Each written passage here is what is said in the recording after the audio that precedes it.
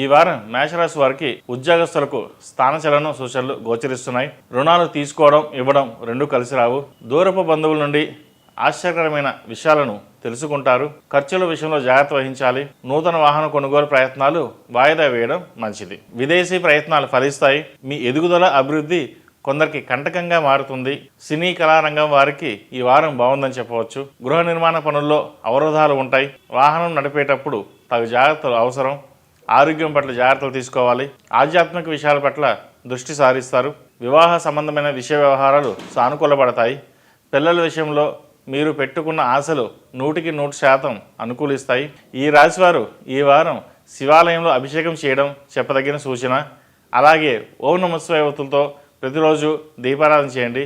మంచి ఫలితాలు సంప్రాప్తిస్తాయి.